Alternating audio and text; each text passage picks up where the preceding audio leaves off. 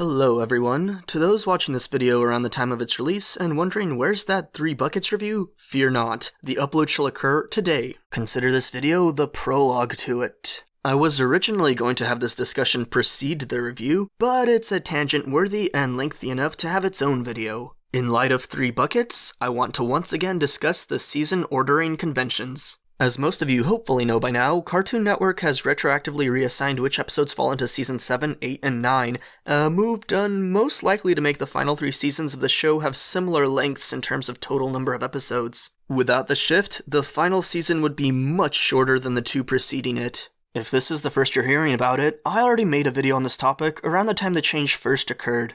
3 Buckets was originally intended by the creators to be the finale to Season 8, but now, officially at least, it falls in the middle of Season 9. The reason I bring this up is because I feel like I just have to discuss what a neat, cohesive package the intended Season 8 was before being officially minced up into the amalgam we have now. An interesting detail of note is that Season 8 as intended essentially starts with the birth of Fern in 2 Swords, and ends with the death of Fern in 3 Buckets. It's practically all of Fern's life incorporated into a single season, from finding his identity and taking on the name Fern, to revoking the name before perishing at the hand of the one who he wanted to become.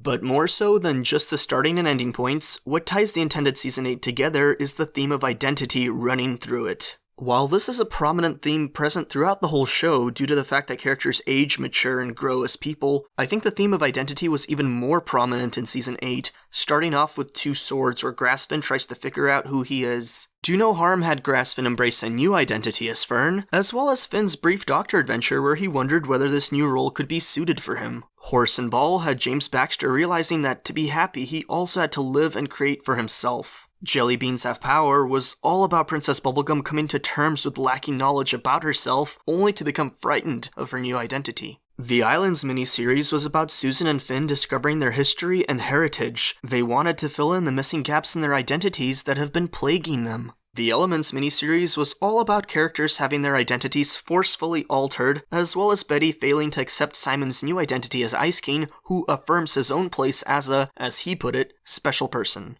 Abstract has Jake coming to terms with his identity that he's been ignoring due to fear. Whispers has Sweet Pea revoke the title of King of Ruin, and he chooses to identify as Sweet. He chooses to defy the Lich and his own legacy. And of course, it all culminates in 3 Buckets, where Fern's identity crisis resulted in Fern deciding to replace Finn, which ended in his demise. This is of course not even an exhaustive list, just an example where the theme happens to be front and center of the episodes.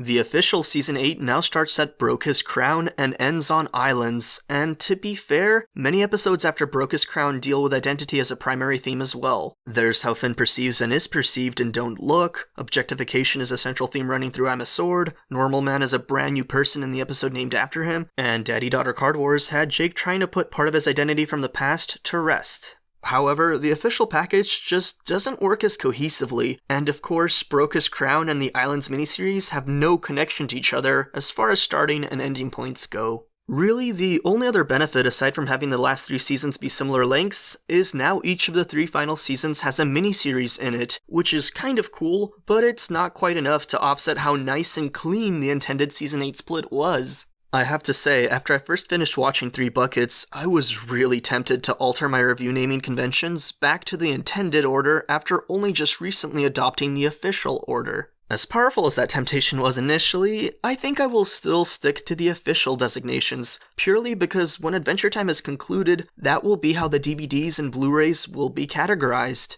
At the end of the day though, it really doesn't even matter all that much. The episodes still come in the same order, and while it's a damn shame we didn't get to have official Season 9 premiere hype, it doesn't actually affect the content of the episodes themselves at all. Though on the topic of Blu-rays, I still don't think we've had an announcement for when Season 7 will be released in Blu-ray form despite the DVD already being out, which makes me rather concerned for future releases. Also, I really hope that after the series concludes, there will be a complete series box set release containing all the seasons. Please, Cartoon Network executives, please just let people give you their money for the things they want. Alright, sorry if this video was a bit more of a rambling mess than usual, I just wanted to get my thoughts out there and remind everyone about the whole season split fiasco. Next up is the 3 Buckets review. If it's not out at the time you're watching this, just check back in a couple hours. Catch you on the flip.